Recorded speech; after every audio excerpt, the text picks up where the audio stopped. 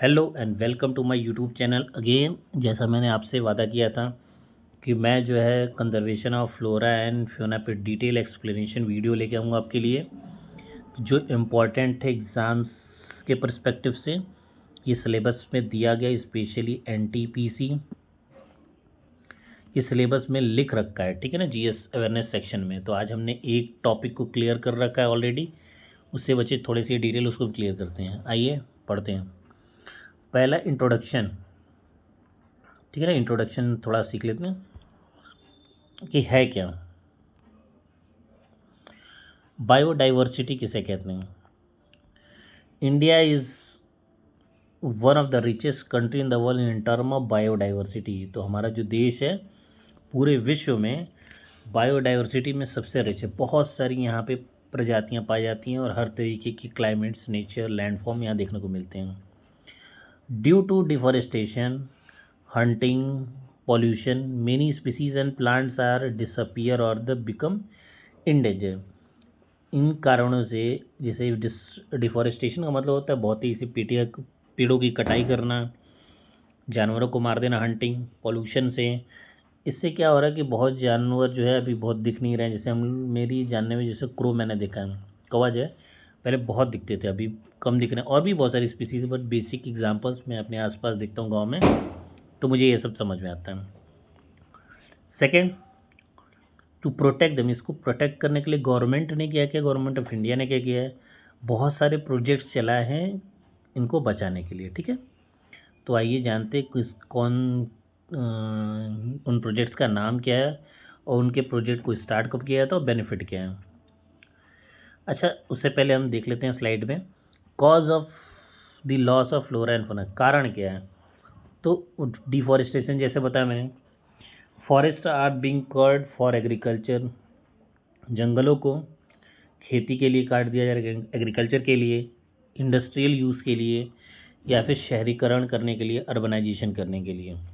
Hunting and poaching, illegal hunting, animal के skin के लिए, उनके हॉर्न के लिए, सिंग के लिए, हुश के लिए, बाल के लिए, ठीक है ना, इन चीज़ पर्पस से इलीगल हंटिंग की जाती है। तो ये भी एक मेन कॉज है।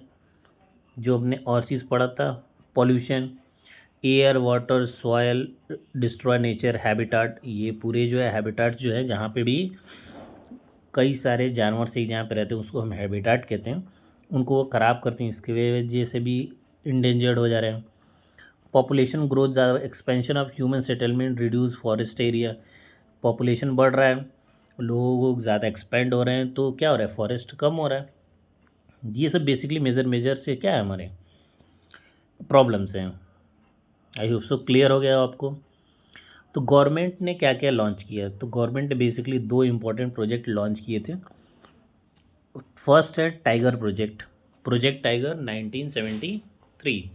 ये कब लॉन्च हुआ था, 1973 में, इंडिया गवर्नमेंट के द्वारा। ऑब्जेक्टिव क्या था कि नंबर ऑफ टाइगर्स, उनकी संख्या बढ़ानी है, उनके नेचुरल हैबिटेट में उनको प्रोटेक्ट करना है। इसको कौन मैनेज करता है, ये पूछ सकता है कि NTCA, national tiger conservation authority, इनको ये मैनेज करते हैं। तो अभी हमारे प्रधानमंत्री श्री नरेंद्र दामोदर दास मोदी ने अभी टाइगर्स ले के आए थे अफ्रीका कॉन्टिनेंट से, 29 या 20 अराउंड, तो आपने न्यूज़ पढ़ी होगी। तो इसी प्रोटेक्शंस एक्ट के तहत, ठीक है ना। आइए बढ़ते हैं, इनमें अचीवमेंट क्या था। जब से ये स्टार्ट हुआ है उस समय 9 टाइगर रिजर्व थे, अभी बढ़ के कम से कम 50 से ज़्यादा टाइगर रिजर्व हो चुके हैं। टाइगर की पॉपुलेशन 1800 थी, अब 3000 अराउंड हो चुकी है। Major tiger reserve Jim Corbett Uttarakhand में है, बांधवगढ़ एंड कान्हा मध्य प्रदेश में है, सुंदरबन वेस्ट बंगाल में। तो इन टाइगर रिजर्व्स के बारे में भी आपको जानकारी होनी चाहिए, किस स्टेट में है और कहाँ लोकेटेड है। नेक्स्ट स्लाइड पे आते हैं, और इस स्लाइड पे हम लोग पढ़ने वाले हैं एलिफेंट प्रोजेक्ट के बारे में, जो 1992 में स्टार्ट हुआ था। लॉन्च हुआ था 1992, किस मिनिस्ट्री के द्वारा, ये इंपॉर्टेंट है, ministry of environment, forest and the climate change. इस मंत्रालय के द्वारा ये लॉन्च किया गया था। काफ़ी अगर लग रहा हो कि मैं फास्ट चल रहा हूँ तो कमेंट करके बताइए, फास्ट हो गया हूँ थोड़ा सा, मैं स्लो चलूँगा। और हाँ, कंटेंट द बेस्ट है पूरे यूट्यूब पे भी, आपको मज़ा आएगा। और ज़्यादा आपको पढ़ना नहीं है, मैंने सेलेक्टिव चीज़ें ही रख रखी जो एग्ज़ाम में तुरंत आपको क्वेश्चन यहाँ से बन सकते हैं। अच्छा लगा वीडियो तो प्लीज़ सब्सक्राइब कर देना और शेयर भी कर देना। अब पूरा वीडियो आप देखा करो, स्किप ना किया करो, आप ही का बेनिफिट होगा, ठीक है। तो ऑब्जेक्टिव कभी कभी आजकल ऐसे हम 4-4 ऑप्शन में कॉम्बिनेशन वाले आ रहे, तो ऑब्जेक्टिव याद रखना है। तो एलिफेंट को बचाना, उनके हैबिटेट को बचाना, हैबिटेट मतलब कि जो जहाँ रहते हैं जिस एरिया में, उसको प्रोटेक्ट करना।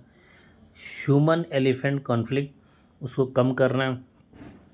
To ensure the migration corridor for the elephant, ठीक है ना, एलिफेंट को जो वो माइग्रेट कर रहे हैं एक दूसरे से जहाँ दूसरे जाना, उनको थोड़ा सा इंश्योर करना, बचाना, सेव करना।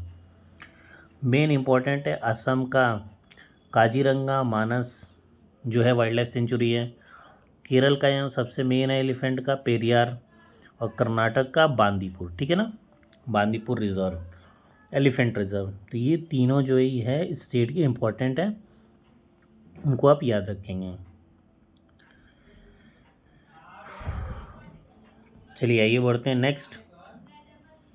अब कुछ लोगों को नेशनल पार्क और वाइल्ड लाइफ सेंचुरी में डिफरेंस नहीं पता होता है, तो सिंपल और छोटे शब्द में वाइल्ड लाइफ सेंचुरी किसे कहते हैं? जहाँ पे कुछ ह्यूमंस की एक्टिविटी जाने के लिए अलाउड, परमिशन दे सकते हैं, टूरिज्म पर्पस के लिए या रिसर्च करने के लिए। बट जो नेशनल पार्क होते हैं वहाँ पे स्ट्रिक्टली प्रोहिबिटेड, वर्जित होता है, नहीं जा सकते हैं, कोई भी ह्यूमन इंटरफेरेंस नहीं कर सकता, इंटरफेयर नहीं करता, ठीक है ना। तो ये बेसिकली दो डिफरेंस था जो आपको याद रखना चाहिए। और कुछ अलग से इंफॉर्मेटिव और भी रिजर्व होते हैं, बायोस्फीयर रिजर्व, जैसे Nilgiri, Sundarban, Pachmarhi are the key bio reserve zones, याद रख लें, दिमाग में रखें। वाइल्ड लाइफ प्रोटेक्शन है 1972 में, a law to ban hunting and illegal trade of women, इसमें ये कहा गया था कि किसी भी जानवर को मारना, उनका व्यापार करना, ये इलीगल है, उसमें पूरी तरीके से बैन लगा दिया गया था। और इंटरनेशनल कोऑपरेशन के बारे में जानते हैं, India is a part of cities, cities मतलब शहर नहीं है, यहाँ पे बहुत इंपॉर्टेंट है डेफिनेशन। और हाँ, एनटीपीसी में एक वर्ड लिख रखा है एब्रीविएशन, तो वो आपसे इन्हीं का एब्रीविएशन पूछेगा, ये दे देगा, आपसे पूछ लेगा कि इसका फुल फॉर्म क्या होता है। तो सिटीज़ का है convention on international trade in endangered species, very very important, ठीक है ना।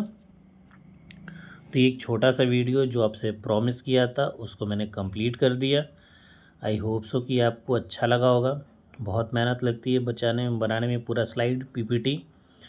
तो प्लीज़ अगर अच्छा लगा वीडियो तो चैनल को सब्सक्राइब कर देंगे, लाइक कर देंगे, ऐसे ही इन्फॉर्मेटिव वीडियो के लिए। Thank you everyone for watching my video.